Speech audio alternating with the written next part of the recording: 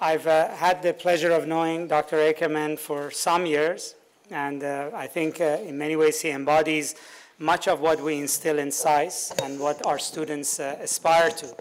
He's a successful entrepreneur and a deep thinker who is engaged in big political issues of our time. In the time period that I've known Peter, and that goes back to both our alma maters in Fletcher School, time when I was teaching there, and he was engaged there as a member of the board, and then as a very engaged alumni. I've greatly appreciated his insight and his energy and his commitment to the institutions that he's working with and to improving governance, whether it's in America or it's around the globe. Be it in business or international affairs, I have found Peter to be an innovator above everything else, and I've relied on his counsel for exactly that reason. Which brings me to the discussion today on civil resistance and the Arab Spring and the conflicts that will shape our future. This is obviously a very timely topic given all the events that we're witnessing in the Middle East and all that has happened there since 2011 and how they will influence what will unravel across the region in the months and years ahead. Now, it may be obvious to many of us, but for Peter, the ideas and strategies used in the Arab revolutions have been clear for many years. As the New Republic says, Peter is the godfather of the Middle East protest movements. Peter is one of the leading authorities on nonviolent conflict. He's the author of two of the most important books on the subject. The first being Strategic Nonviolent Conflict, The Dynamics of People Power in the 20th Century, and the second one, A Force More Powerful, A Century of Nonviolent Conflict. In the nationally acclaimed book, A Force More Powerful, Peter and his co-author Jack Duval depict how nonviolent sanctions, such as protests, strikes, and boycotts, separate brutal regimes from their means of control. Peter explores how the Danes outmaneuvered the Nazis, how the Solidarity movement defeated Polish communism, and how mass action removed a Chilean dictator. These strategies helped transform Serbia and the Balkans and were used throughout the Arab world most recently. In fact, one of the I've found most interesting aspects of Peter's work and the legacy of his writing is that it is intellectually rigorous, it's based on social science thinking, it is historically informed, and yet it is ever present actually on the ground by those who it speaks about. And in the true entrepreneurial spirit that will appeal to our students, Peter's book went on to become a documentary broadcasted internationally in several languages and even inspired the development of a video game that allows players to practice their dictator toppling skills virtually. And these videos have been important and have been cited by protesters in Iran, in the Arab world, in Africa, and really speak to the extent to which an intellectual idea that may come out of a PhD dissertation can ultimately have a real-world impact. Most recently, Peter has channeled this innovation through his zeal for good governance and progress in the United States. His newest venture, Americans Elect, has Peter's print all over it. A unique process using the internet to give every single American voter, Democrat, Republican, or Independent, the power to nominate a presidential ticket. True to the values he has held throughout his life and career, Peter aims to remove the barriers to real competition and to work to empower the American people. I'm sure given the gridlock that we confront in the Congress and in the American political system, and now the economic consequences that we see in that this idea will become increasingly relevant to political debates in the United States. I could go on to describe Peter's many ventures and virtues, and I haven't even touched on his successes in the financial world. But I will stop here and wrap up my introduction so that we can hear from Peter himself. Let me also, before I turn the floor to you, just say a bit about your career background. Peter is the founding chair of the International Center on Nonviolent Conflict in Washington, D.C. From 1978 to 1990, he was an investment banker and served for 15 years as chairman of the board of overseers of the Fletcher School, from where he also has a PhD. He has also sat on and led many other boards, including the Freedom House, the Council on Foreign Relations, and Spirit of America. He is the author of 2 internationally acclaimed books on nonviolent conflict, executive producer of the Peabody Award-winning documentary, Bring Down a Dictator, on the fall of Slobodan Milosevic in Serbia, and has published several thought-provoking articles in such publications as Christian Science Monitor, Harvard International Review, and the French newspaper Le Monde. He holds a BA from Colgate University and a master's and PhD from the Fletcher School at Tufts University. He did his doctoral thesis under the guidance of Gene Sharp, whose theories on nonviolent struggle has inspired the Velvet Revolutions. Now I would like to invite everybody to welcome Dr. Peter Ackerman to SAIS, and please, Dr.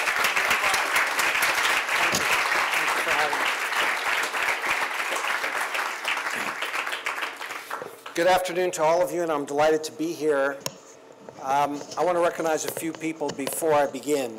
How's the sound, okay? All right.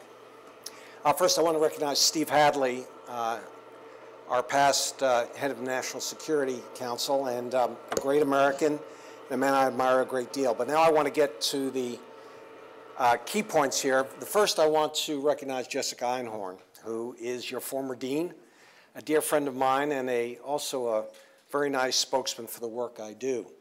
And I want to just tell something that both you, Jessica, and you, Vali, don't know, and that is that before you both became deans, I received a call from Johns Hopkins about what I thought about the idea. So when I got the call to set up a meeting for Jessica, I didn't wait for them to set up the meeting. I called them back and said, look, here's the important point. She'll make a fantastic dean. Grab her before you lose her. That'll be a terrible thing for the school. But with you, Vali, it was a little more complex. And the reason is that Vali was one of the most loved and respected professors at the Fletcher School. So I was dealing with a bit of a zero-sum game. So I started to, as a good strategist, start to game out what I might say when they asked. And so I had one strategy that basically was, well, maybe I'll just plead ignorance. So if they called and said, do you think Vali Nasr would make a great dean of SAIS? I'd say, well, I really don't know him that well. I'm not sure. My second strategy was what I would call the semantic strategy. Dr. Ackerman, do you think that Vali Nasr would make a good dean, a great dean of SAIS? And I would say, well, define what you mean by great. And the last one was, once you leave well enough alone strategy, which was, Dr. Ackerman, do you think Vali Nasr would make a great dean at SAIS? I said, well, why would he ever want to do that since he's so happy at Fletcher? But when they actually did call, I said, look, he'd make a fantastic dean, snag him quick, because one of the worst things you could ever do is losing. Look, we're not really in competition between Fletcher and SAIS, and we like to laugh about it, but we have 2 crossover cases here with us today. So the first I'd like to mention is Hans Benendijk. Hans and I studied 40 years ago, for our PhDs at Fletcher. Hans just retired as the head of studies at the National Defense University. He is also the vice chair at Fletcher and is now a senior fellow at the Center for Transatlantic Studies here. And then there's my wife, Joanne, who's just completing her 16th year on the board of Johns Hopkins. And there was therefore 13 years of overlap while she was on the board of Johns Hopkins and I was the chair of the board of Fletcher. You can imagine the kind of pillow talk we had. But the more important thing is she just agreed now to serve with Vali on the advisory committee of SAIS, and I'm delighted about that. But both institutions, SAIS and Fletcher, are in the business of creating leaders.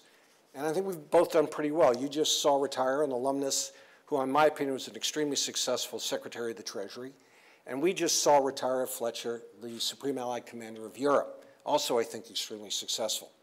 And leadership is not just about pointing in a way in a certain direction and ask people to follow. Leadership is also about developing a vision and thinking clearly about it and incorporating in your vision some things that might be a little bit out of the box, a little bit away from what conventional wisdom is considered to be. And that's really what the subject of civil resistance is. And so let me start by defining civil resistance. Civil resistance, also known as nonviolent resistance, nonviolent conflict, nonviolent action, or people power, is what people do when they're living under oppression, but they have no military option.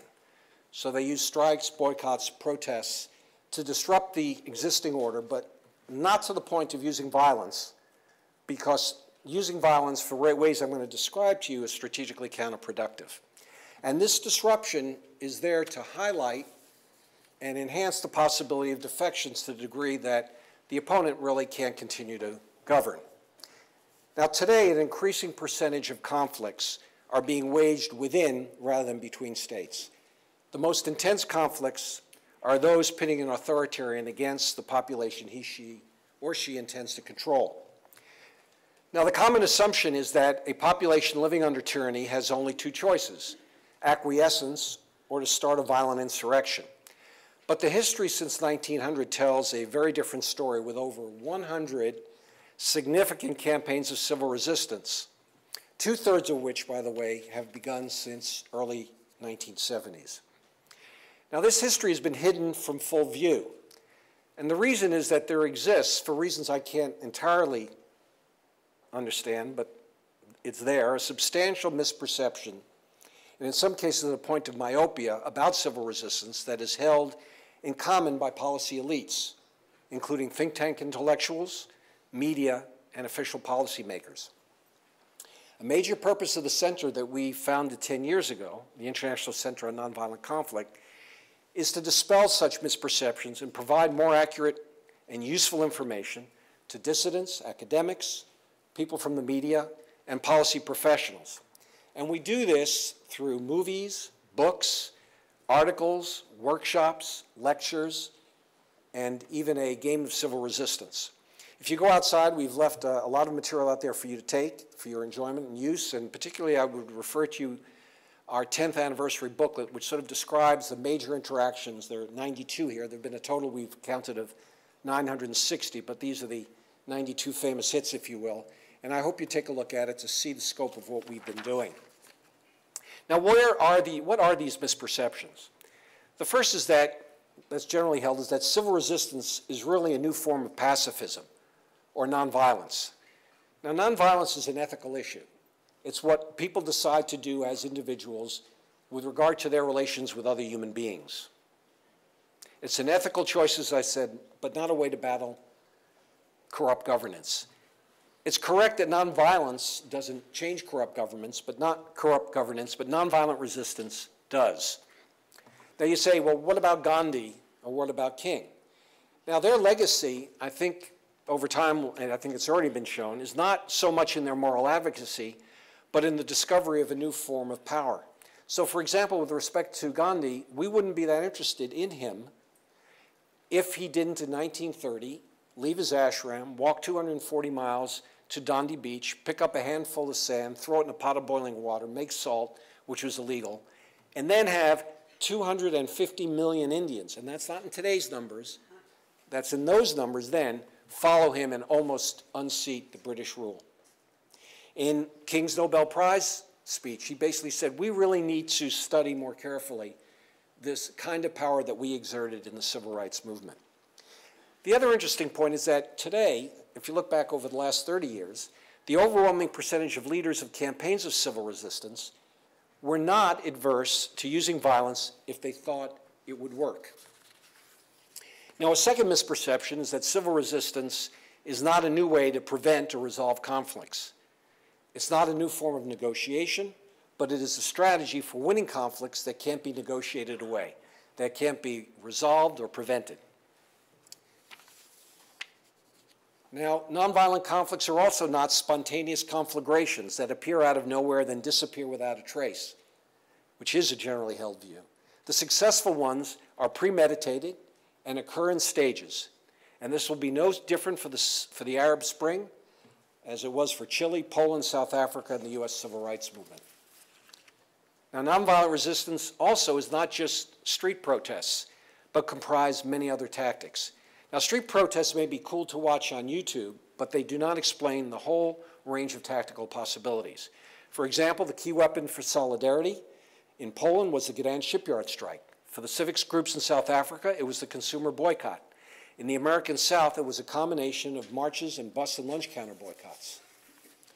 Now, my mentor, who Volley referred to, Gene Sharp, who I studied under, has a book called The Politics of Nonviolent Action when he lists 198 methods, and his number is probably low. But they can be usefully separated into two buckets. Tactics of commission, in which the campaign of civil resistance is doing something the authoritarian wants them to stop, which would be a street protest. And then there's tactics of omission, where the population is not doing something that the regime wants them to continue to do, like a strike or a boycott. The reason these two buckets are important is that they each have risk characteristics that are different. And a population that's involved in civil resistance are not equally willing to take the same kinds of risks. We see young people usually willing to take more risk than old people, for example. By having these various buckets, this diversification of risk, you can get more people involved. So now let me give you three pieces of really good news that are generally not well known. First is that civil resistance campaigns are far more likely to succeed than violent campaigns. Now, one of the best things we did at ICNC was to capture a woman named Erica Chenoweth, who was a terrorism analyst, and tell her to refocus on this subject, and Maria Stefan. And they put together a book that was called Why Civil Resistance Works, The Strategic Logic of Nonviolent Conflict, which last year won the Woodrow Wilson Award for the best book in political science in the country. It's like the Academy Awards. It's a fantastic book. And they came to a variety of interesting conclusions. The first is that they examined 323 nonviolent and violent campaigns between 1900 and 2006 and found that civil resistance campaigns were twice as likely to be successful in achieving their objectives than violent campaigns, 53% versus 26%. They also basically divided campaigns into success, partial success, and failure. And by the way, success, partial success, and failure is defined by the movement's own objectives, not Erica's and Maria's. And look at the differentials. You see success, far more likely with a nonviolent movement. Partial success, far more likely with a nonviolent movement. Failure, extremely more likely with a violent movement. And by the way, the interesting thing is the spread is growing. If you look down the bottom, you see decade by decade, the spread is growing with the likelihood of success with a civil resistance widening versus the likelihood of success of a nonviolent conflict. Now, another piece of good news is that campaigns of civil resistance are much more likely to create a democratic result.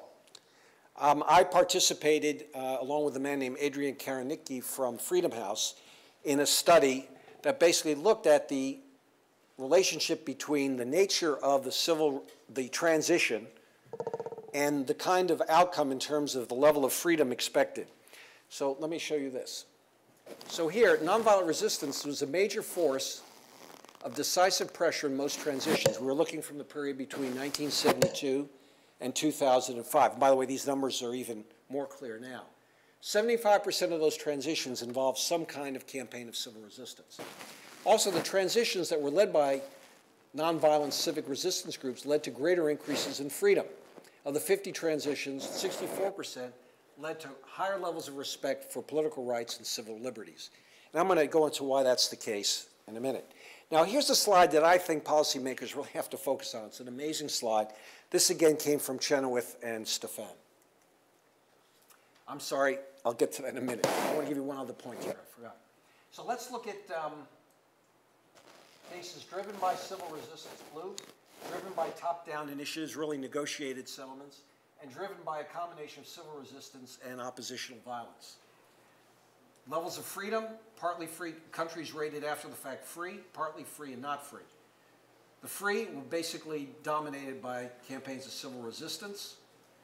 The ones that were partly free were dominated primarily by a negotiated settlement, and the ones that were not free were dominated by violent insurrection. Now, the third, in my opinion, the most important piece of good news is that the prospects for a successful civil resistance are not bound by prior conditions. Here the data-driven and comparative studies academic communities are far ahead of their policy intellectuals.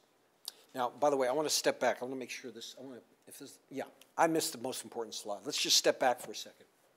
So, talking about the relationship between civil resistance and the probability of democracy. And this to me is, I'm sorry I skipped, but this is the most important slide. The likelihood of democracy after a civil resistance movement, look at where it is for civil resistance, look where it is for violent conflict. But more importantly, when they failed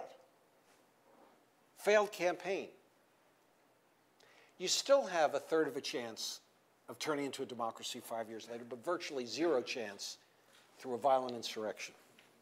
So let me jump to this next study here, where I'm making the point that conditions are not a way to, they do not bound the outcome here. So a second study from Freedom House that was done around that time by Marchand, Kuranicki, Puddington, and Walker, called Enabling Environments for Civic Movements and the Dynamics of Democratic Transitions, found the following. Contrary to what one might assume, factors such as regime type, level of economic development, literacy rate, or fractionalization of society along ethnic, linguistic, and religious lines have not had a statistically significant impact on the ability of a civic movement to achieve success through civil campaigns.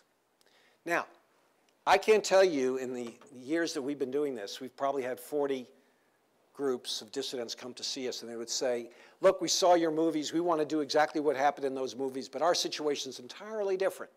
Our guy is worse, we have this ethnic issue, and there's no use arguing with them, but you can redirect their thinking and be helpful. You can say, look, I get it, your situation is unique, but if you step back and look at what's happened in history and what's worked and what's not worked, and take those variables and re-engineer it back into your conflict, you might have a better chance of succeeding. Again, to them, even a dissident in the middle of the conflict believes that his conditions are the dominant element. But not so much that they didn't look at these movies that came from a different period in a different part of the world and find that there's something that's resonating with the situation they're in. So, if conditions are a secondary predictor of who wins and who loses, it's easy to understand why regional experts have had such an abysmal record in predicting the occurrence, durability, and impact of civil resistance on democratic transitions. Now, regional experts believe they offer value by describing the nuances of elite-to-elite behavior. They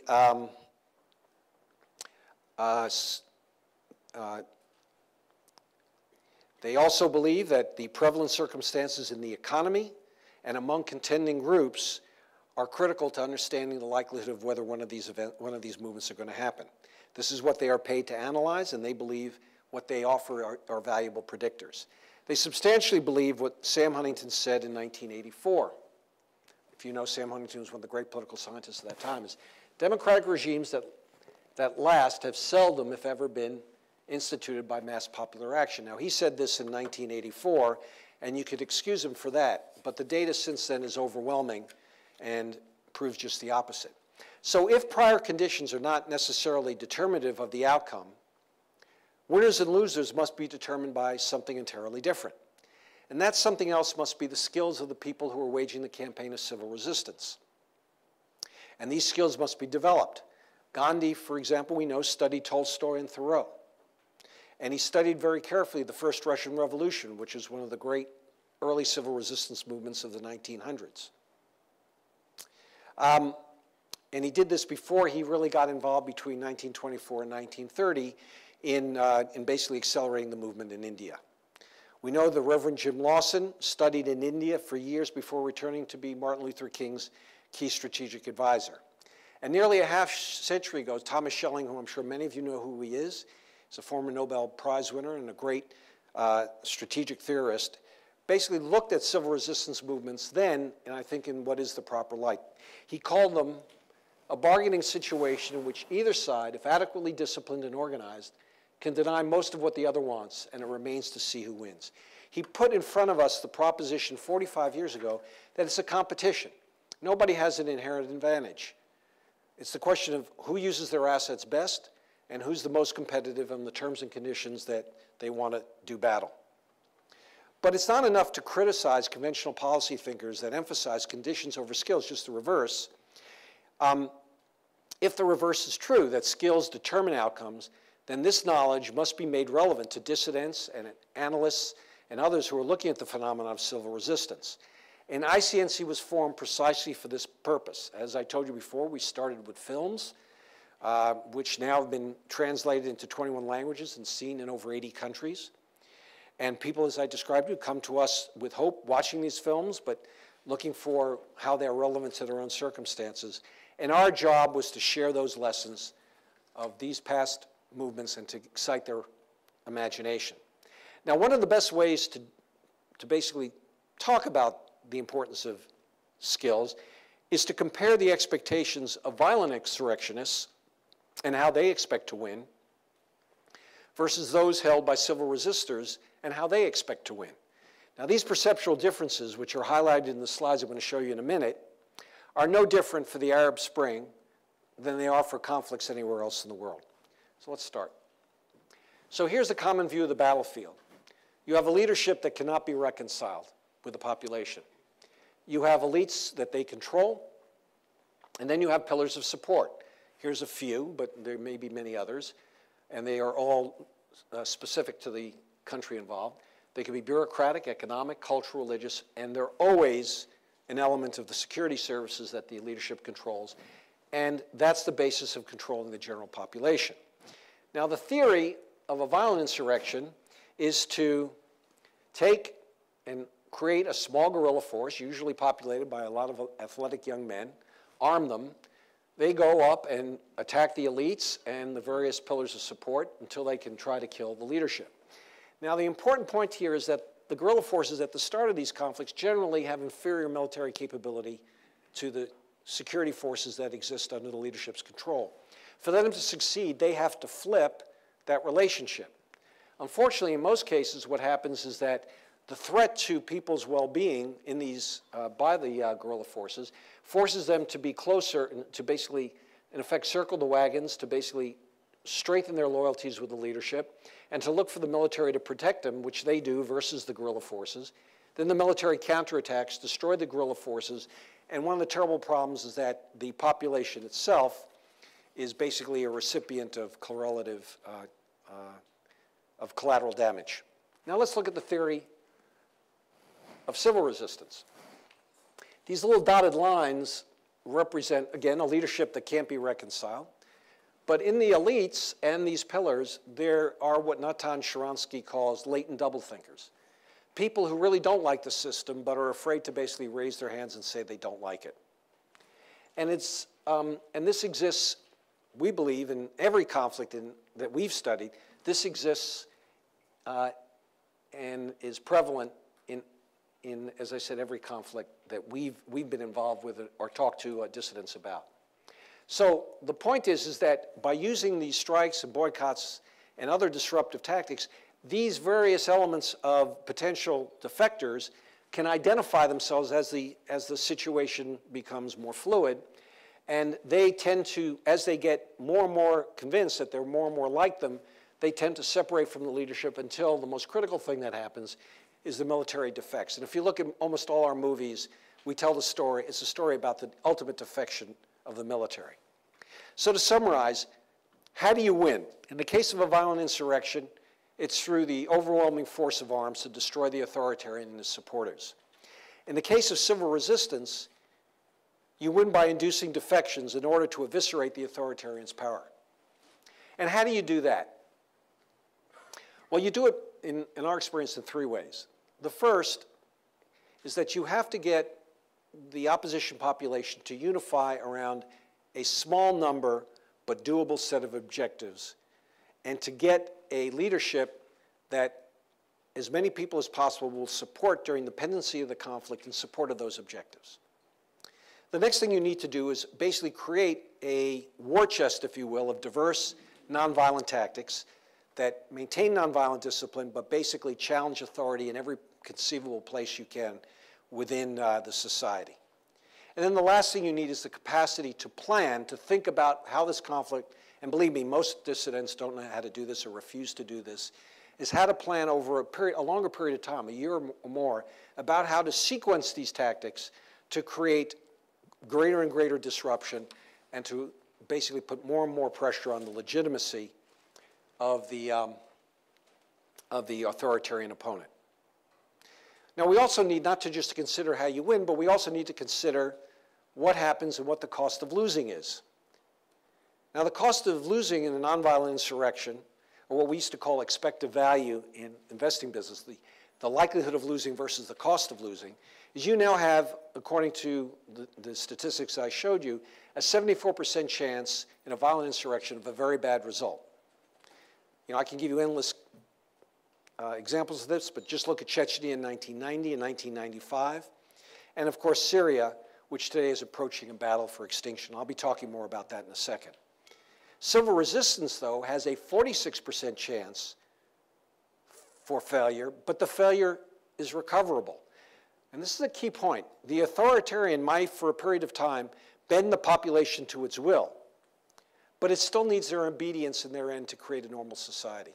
And here's the dilemma they find themselves in that's totally exploitable. And that's why, if you remember that chart I gave you, where even in the failed movements, there was a 33% chance that 5 years later you'd have a democracy, because those failed movements induced a lot of participation that created democratic habits within the society. So now let's turn to the Arab Spring and see if anything I just said before has any relevance to that. So the Arab Spring, as with Chile, Poland, Serbia, once again caught the experts totally by surprise. 10 months before Tahrir, a prominent US think tank professional said the following, and I quote, "Egypt has become a one-dimensional society where there is no true alternative to the present ruling establishment." As late as February 2011, another very prominent Western observer argued that what happened in Tunisia is not a forerunner of Egypt. Tunisia, yes. Egypt, no. This is what he said. For openers, Mubarak is not exactly Ben Ali, and despot for despot, he will offer a tougher resistance. The Egyptian army, precisely, is not the Tunisian army. It gave birth to Nasser's regime and was its pillars under Sadat. Today, after 30 years of a state of emergency, it is the framework, not only of the state, but a part of society. Conditions.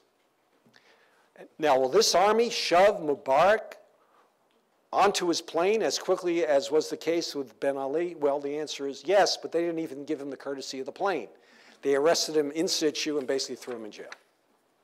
Now, second, also as predicted by the data, if you look at the outcome of the four major contests, I'm going to give them to you by order of democratic result to this point, which correlates directly with the levels of violence. So we start with Tunisia, Egypt, Libya, and Syria.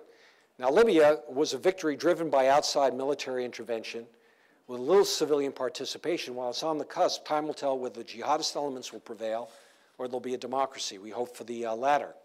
Now, Syria is far worse for a whole host of reasons, but one of the most is that they had choices. So let me go into a little bit of that history. All of the progress towards democratic change in this conflict was made during the civil resistance phase. Regime defections were unprecedented between March and August of 2011. The Assad family's rule was weakened and shaken more in those 5 months than in any time in their 4 decades of rule. The developments after August, when the struggle became violent, were very predictable. That is, there was limited defensive opposition violence in August of 2011. And this hardened regime loyalties, just like, I can go back a couple, but you saw that in the slides. It helped the regime to justify an increasingly violent counter-response and gave the regime the pretext to concentrate its forces and punish, that is, occupy or shell, areas in which violent insurrectionists operated. In response, the Free Syrian Armies increased its defensive violence, that is, protecting demonstrators against regime snipers, and they became increasingly offensive against the regime. The regime countered by further violence in this spiral that has led to massive civilian casualties in the humanitarian crisis. Here's the important point. The minute the regime was able to rely solely on its strong suit, which was a military capability in the conflict, its position strengthened and progress towards a democratic potential result was halted or, in fact, backslid. Now, even if the regime fell tomorrow, there would be no end in sight to the conflict. Outside parties, which were before held at bay during the earlier period, Iran and jihadists, are now key players. Now, we held a workshop in December 2011, and by that time, it was too late. I remember a very sad moment when being asked by one of the people in the workshop how they can contain the violence of their allies, the Free Syrian Army. My answer was very simple. I said, look, until you can convince them that the likelihood of a civil resistance succeeding exceeds the likelihood of them succeeding, you're not going to be able to contain their efforts. And of course, the FSA said, well, nonviolence, that ethical thing, doesn't work. And there was no argument that was sufficient to basically stand them down. And of course, the results, as I said, couldn't be more worse or tragic. So here's a headline article by Jonathan Steele, who, by the way, was in a workshop with us. He writes for The Guardian several years back. We had with Oxford, and which led to a very, very interesting book called Civil Resistance and Power Politics. But here's what he said about Syria. Oops, okay. This is very recent. Syria in ruins, civilians suffer as military stalemate drags on. Ordinary people now hope only for an end to the conflict as regime shells residential areas and democratic influence on the rebels wanes. If you look at the data we've seen in the past, nothing is in what's happening recently is contradicting what's happened in the past. So now let's refocus for a second on Egypt, where my colleague Steve York is actually there right now, trying to figure out how we end the movie on Egypt. First, this was not, as other early quick films have suggested, a spontaneous uprising for 18 days in Tahrir Square. Over the prior 8 years, there was extensive dissent expressed in protests, strikes, and sit-ins involving labor, students, and even the judiciary. In May of 2007, the ICNC conducted a full-week workshop in Cairo with nearly 40 people, including civil society activists, human rights lawyers, women's rights activists, student labor organizers, and members of the opposition political parties. They were trained not only by Americans, but by veterans of movements from Serbia and South Africa. And many of these participants became leaders in the movement to oust Mubarak and are still powerful today. Second, and this is really important, Egypt was not a Facebook revolution. How many times have you heard that? As of January 2011, internet usage in Egypt was no more than 20% of the population, of which only a portion owned a computer themselves. Many used internet cafes and other non-owned computers. Facebook membership was about 5% of the population.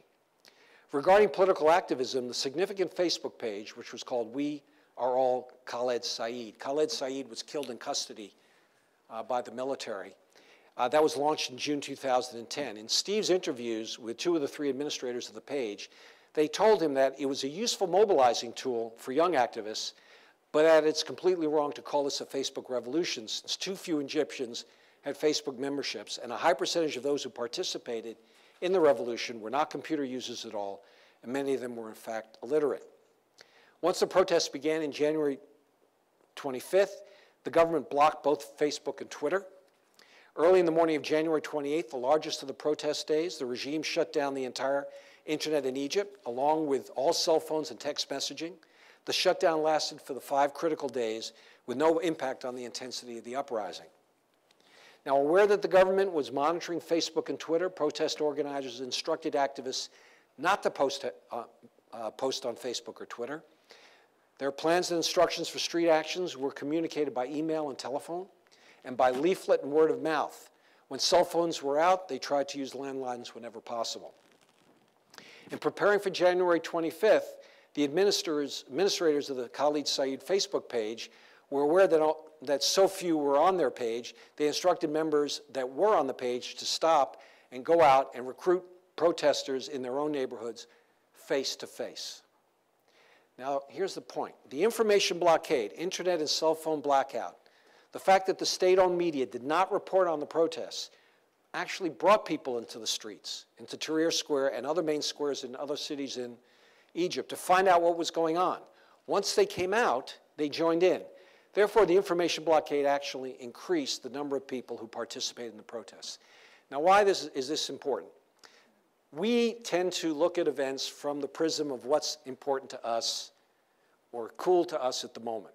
So in 2011, we had Twitter, Facebook, Apple, iPhones, Androids, whatever it is. And we tend to think that this is the dominant factor. But technology is just a tool for tactics. It is not a strategy in itself. Moreover, the technology that we have today that might seem to be able to mobilize many people is also a technology that can be used by the opposite side to track those very same people. So it's not entirely clear that technology works for one side or the other. Sometimes communication, in fact, is more effective with very, very rudimentary things. So if you look at our movie on Serbia, you'll see thousands, hundreds of thousands of people in the street with a sign that says, "Gotov je," meaning he's finished. Everybody knew what that meant. So let me talk about lessons for future conflicts. First, the media, think tanks, and policy community must reassess their modes of analysis for contemporary conflict. It's no longer acceptable to do what the media does, which you hear is, if it bleeds, it leads. The media, the policy community, and others who are relevant to our foreign policy considerations must understand that the skills required for a campaign of civil resistance to succeed, the unity of goals and leadership, tactical diversity and nonviolent discipline, and planning for defections, and they must be able to monitor those conflicts on that basis. Now, if they do, an interesting thing happens. Once progress can be monitorable by parties outside the conflict, the parties outside the conflict will figure out ways and organic opportunities to be helpful to people inside a conflict. So we need to develop a doctrine for intervention. Now, that shouldn't be so scary now because we have something called the responsibility to protect, which in my opinion is very limited. The responsibility to protect comes when people believe there's about to be a Holocaust on the outside. They get the imprimatur of an organization like the UN, and then they create a military attack. It happens rarely, very often, you know, for reasons you can understand, but you would scratch your head about. People don't necessarily in the UN want to actually intervene, and they also assume, by the way, that the population is supine and cannot do anything since they're being threatened with extinction. But what about the responsibility to assist or the right to assist? What can we do to help these movements? If we understand that unity, tactical diversification, and planning are critical, what can we do to help from the outside? Now, this shouldn't be considered as a new form of ugly Americanism for two reasons. First, we're not offering armed solutions here. What we're doing primarily is exchanging information and magnifying the efforts of those on the inside. And second is that unlike violent insurrections that can be to a degree induced from the outside, civilian resistance movements have no chance of success unless they're fundamentally indigenous. So now let me conclude by just making a couple comments about Iran. I was watching C-SPAN the other day, and a wonderful American, General Hayden, was on. He, as you know, was the head of the National Security Agency. I think it was the CIA as well. Both. Tremendous career. He looked sort of forlorn as he was asked, well, do you think sanctions in Iran are going to work? He said, no. Do you think negotiations would fail? He said, yes. Do you think military option makes sense? He says, I have no idea because there's tremendous possibility of unintended consequences. Do you think containment and deterrence is acceptable? No. At the same time, the population of Iran really likes Americans and America. And dissidents, if they came to power, I assure you, would gladly, in fact, it'll be the basis if they do succeed, would gladly renounce terrorism and basically figure out ways to mute their nuclear ambitions consistent with what the international community expects. We also know that a resurgence of the Green Movement, which, by the way, completely true to form, the US regional experts once again dismiss as highly improbable, is feared more by the Iranian leadership than a US military strike. Now, shouldn't we connect the dots? Thank you very much. It'd be good if you introduce yourselves also as you ask questions.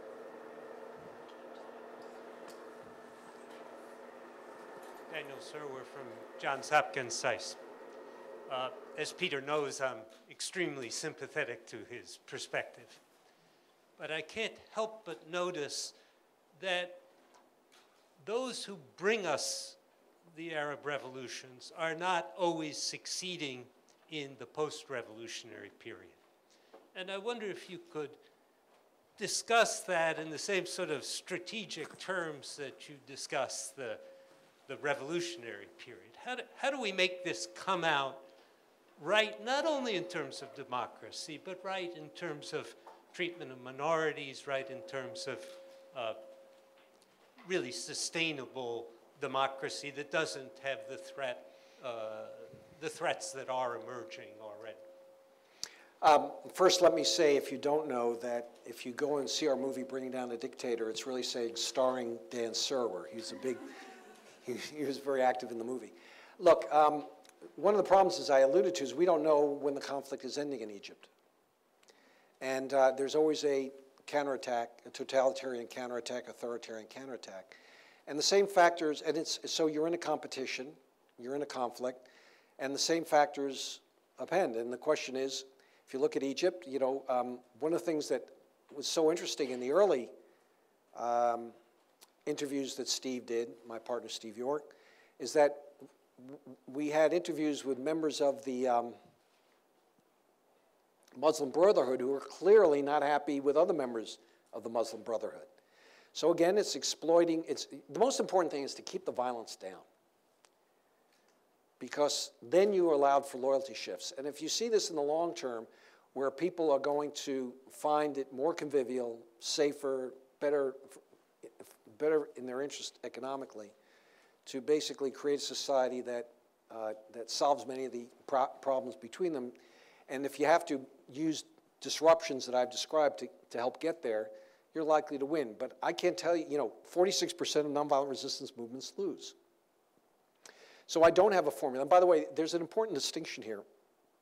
NDI, IRI, NED, they do great work in this period you're talking about to help people where the conflict's reduced, the vibration of the conflict is reduced somewhat, where they talk about creation, deepening civil society. They're what I call the use space people. I'm in the make space business. And so there's a lot that can be done. I do not think that we should be at all apologetic to any efforts from the outside that we have made, and I think we should spend more and more money and more resources and share more and more knowledge about how to basically create that use space period as effectively as possible. Because if you create the use space where the institutions solidify, the make space need will go down. No, that's fast. Judith.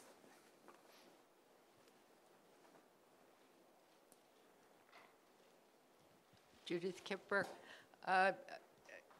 Peter, thank you. This is really quite wonderful. I think the biggest job is to be done here with our own policymakers.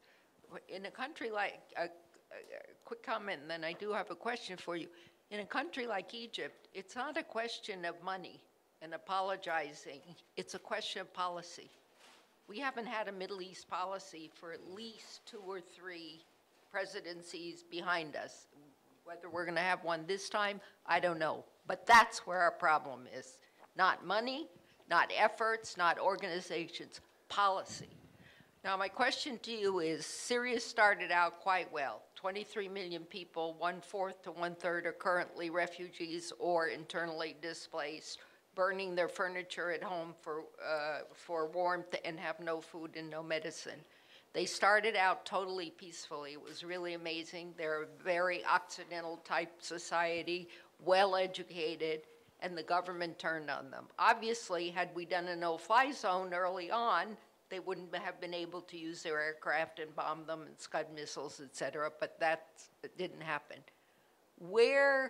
Say a few more words about Syria. First, have the Syrians come to you, because there's lots of them here in town who are very active in the opposition. And secondly, where do you see it going? And the last thing I would say is a comment to my friend Dan over there. Egypt has 7,000 years of civilization. Give them a chance. It's only a couple of years. It takes time. Well, in the period I mentioned, Syria, through August, there was some amazing cases. I remember Joanne told me about the story about this group that was in a mosque that was attacked by Assad's people and a few people killed, and they left a whole bunch of arms at the doorway, and the people picked up the arms, walked into the local constabulary and said, here, these are yours. But what it did do is it led to the defection of the people that formed the Free Syrian Army, and then they just went in two different directions. To sort of refine the point I made on Egypt, I was talking about, since we're in the sequester period, I'm talking about dollars for programs that are democracy promotion related programs. I would hate to see those dollars lost. I think they're valuable. Now, I get your point about policy. And I really don't get into that sort of thing, because policies, to an extent, because I'm not sure I'm the best to comment, but to me, if we look at Iran, for example, what's going to win in Iran is a split amongst the IRGC and related entities. And we should devote our policy to that and to thinking that through. And I just don't think that's on the radar. Now, with respect to Egypt, I think there's lots of complications. There's a wonderful book that's being created by a man named Denny Blair, who was the commander of the Pacific Fleet. He was Obama's first director of national intelligence, where he's doing a study of military-military relationships. And, so you have this problem, do we arm the Egyptian military post the Muslim Brotherhood? Well, the question is not whether we're supporting the Muslim Brotherhood or not, is whether, what force, what is the influence, and what is going to be the potential friendliness of the military vis-a-vis other elements of society. I'm just not good enough to tell you what the right policies are. In Syria, what I'm going to tell you now seems ridiculous on a level, but I think it'll prove to be true. The violence should just stop, however you do it. And it doesn't matter who wins at the end, because they're in a battle for extinction. And the only way to pull that back is to stop the violence and then settle people down. And if it's Assad in power, resume a civil resistance movement. If there's others, I don't know what kind of people they are. We'll look at it from there. But right now, if you saw what the gentleman from The Guardian said, there is no, picking sides in this battle. The data is very clear. This is unlikely to lead to a democratic result either way. So I'm not smart enough to know. I wish I was. Steve, yeah?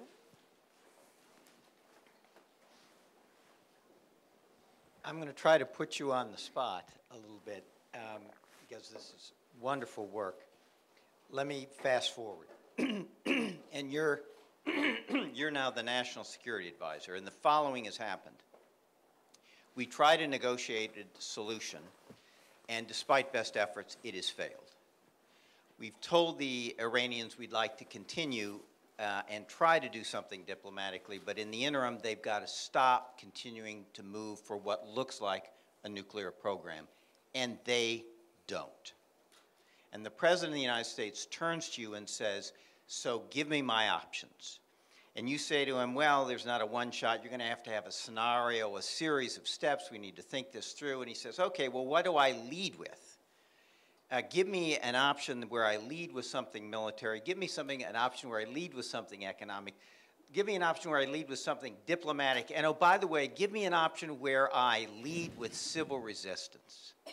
And my question is, A, should I include that civil resistance option, or is it already too late? And secondly, if it's not, and we've got the clock about this nuclear weapon and whether the Israelis would do something, if it's not too late, what does the option look like? What do you tell the president we should do? Because in the end of the day, if this diplomatic effort fails, that's what it's going to come down to.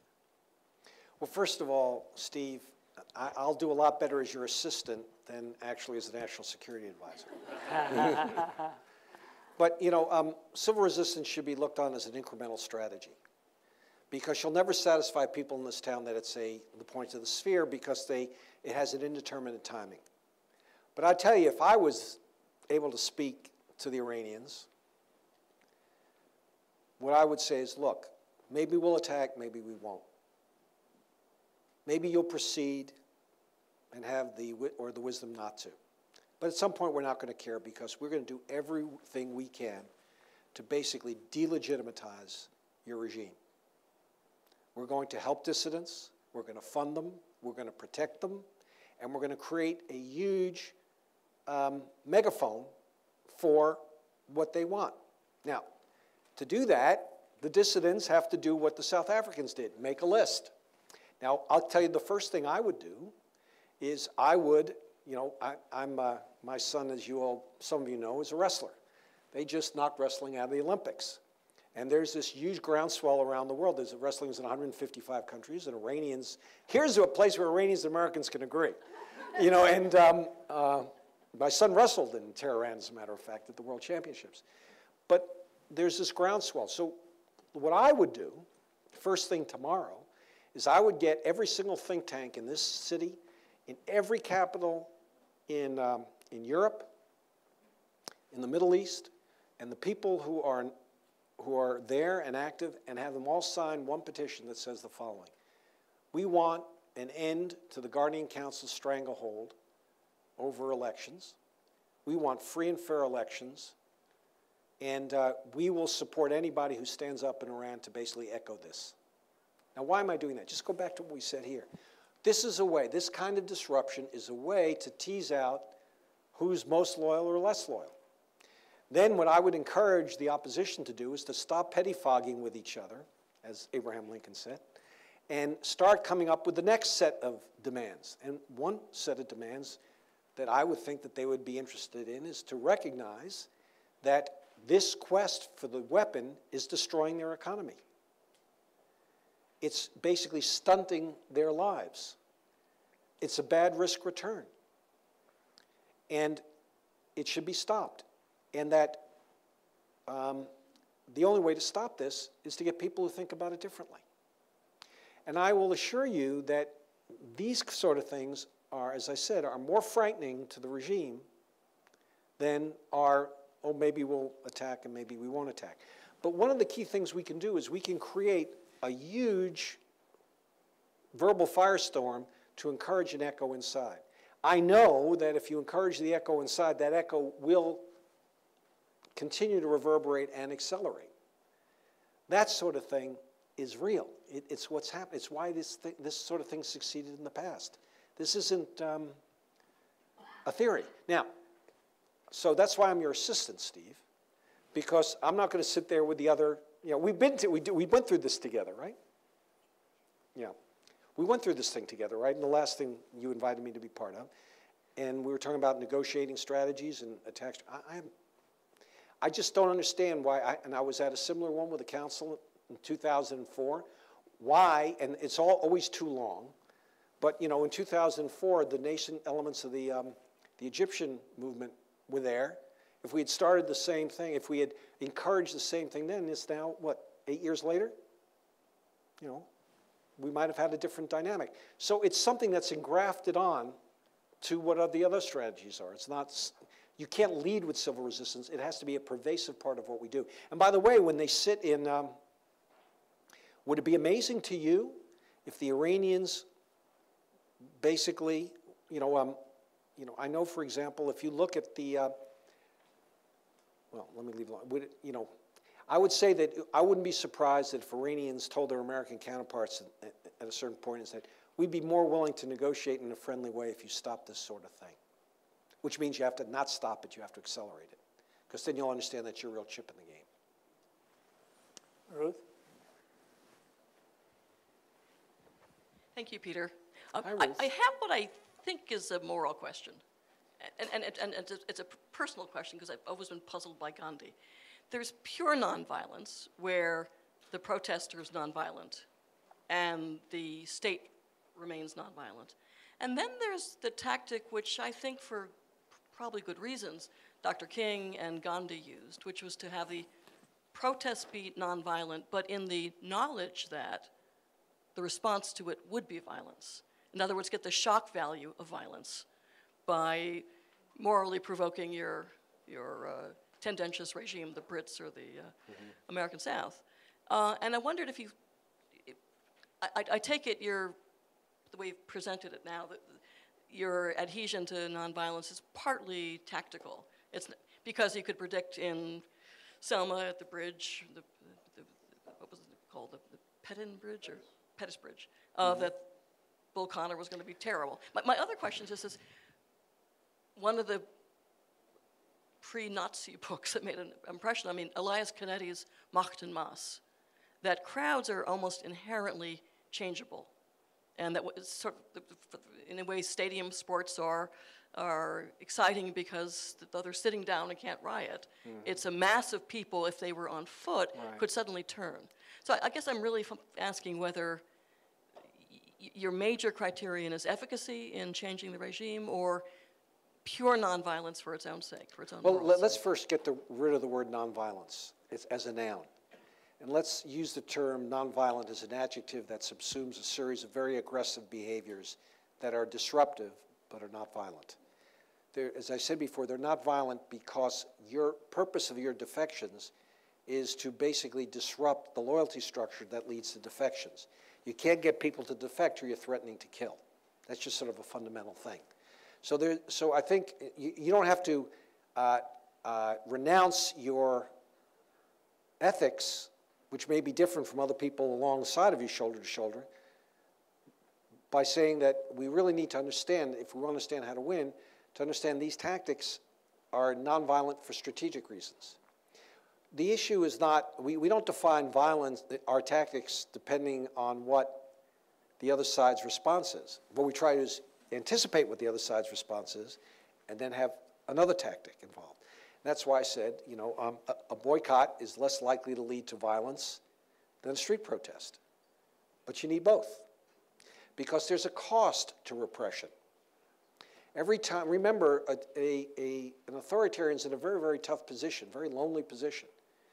When he presses the let's use violence button, he might press it and 100 times it might work, but the one time he presses it and he gets a short circuit, he's out of business. And so each time you provoke, you're not, by the way, you're not sitting there to say, well, if I could take all their, if I have enough chests to take all their bullets, that's how we're going to win. No, what you're trying to do is you're trying to make it more and more difficult for him to create cohesion amongst his military through the use of forcing them to react to the things you're doing. That's what Schelling said. Both sides can disrupt the other, and the ones who are more disciplined, meaning the more they think through the consequences of what they do, the more likely they're going to win. So the point, Ruth, is that nonviolence as an ethical proposition is irrelevant to what we're doing, in the sense that it's not a strategy. It's an ethical position. Nonviolent discipline is relevant because you're trying to induce defections, and you can't get people to defect who you're threatening to kill. Their normal instinct would be to go right back and circle the wagon around the authoritarian. Yes. I'm not showing the Center of Transatlantic Relations here at SAIS. Center of Transatlantic Relations. I've had the honor to have long conversations with you, which was a real pleasure. First of all, I want to say I'm fascinated by your concluding a couple of sentences about Iran, because I have to tell you that in my mind, and this has been with me for many years, what's happening in Iran today, the attitude of Iranian society resembles very much of your Poland, of my Hungary, and I really feel pre-change something in the air. But let me be the devil's advocate, and I need your help on this, because my country changed after if you want, a velvet revolution, a nonviolent revolution. And today, Hungarian democracy is backsliding. It's clear. And we've discussed this. But here's my problem. There are many who say that one of the reasons why it's backsliding is because there wasn't a watershed between the old regime and the new regime. And what they're saying is a more violent disruption of developments would have been a clearer watershed, and it wouldn't have allowed the recurrence of what we see today. Now, I don't tend to believe this, but I just wanted you to know there is a strong argument out there, and I need your help to give better arguments on the contrary. It's really simple. Violent insurrections since 1900, 23% success rate. Nonviolent insurrections, civil resistance campaigns, 53%. Look, nonviolent resistance movements fail 46% of the time. Violent insurrections fail 74% of the time. So there's a little bit of a skip here with the people making this comment, that they would actually have won. Yes. Hello, my name is Ahmed. I'm an Egyptian judge and the Hubert Humphrey Fellow. Could you just...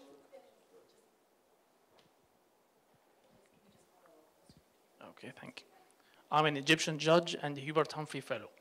My question is about the Arab Spring countries when it comes to... Your question is about, I'm sorry? Arab Spring countries Arab Spring and countries. about civil resistance. Right. I would argue that all the civil resistance movements in the Arab Spring countries were leaderless. And some argue that because of this leaderless position, they were able to gain momentum and to be more creative and to deploy more unpredictable tactics. Others argue the opposite. So I want to know your position. Is it productive or counterproductive for these movements to be leaderless? That's a really terrific question. I just don't think rudderless as leaderless works. You might get lucky, but it doesn't work. But there's lots of forms of leadership. So for example, Gandhi was a charismatic individual leader, and that has its pluses and minuses. It was great to create unification between Muslims and Hindus, to create the incredible period between 1924 and 1932. But then he decided on his own one day, who knows, maybe he ate a bad box of Wheaties, that he was going to stop the movement. If you study that period, Nehru went berserk. But since it was him, and he was an iconic figure, they could do nothing about it. And he went to England to try to negotiate an agreement. The existing viceroy, Lord Irwin, left. The new guy came in, and it was a bad move. He made a terrible mistake. Nehru was right. And then there's the Danish resistance, which basically was led by 14 people that nobody really knew who they were. But they knew by the kinds of cultural signals they set that what they were saying was what people would follow. So there's no specific model of what an optimal leadership is, but a leadership that is not tethered to a set of specific objectives, in my studies, has a very low probability of success. And that's really what my data shows. Okay, we have time for one more question, and just to Let's invite hear from everybody a student, for a, if we can. Any students have Any questions? students with questions? No, you student. Go ahead, please. Okay. Wait for the microphone. Also, if people can join us for reception afterwards and a book signing. So. Muhammad Ali, Curry Business School, graduate student. What are the chances that nonviolent resistance turns into a violent resistance during the making phase and vice versa? And my other question is, if the movement turns into a violent resistance, what are the reasons behind that, and how would you contain these reasons? Great questions. A violent resistance nonviolent resistance movement, a campaign of civil resistance, can always turn into a violent resistance movement, as we saw in Syria.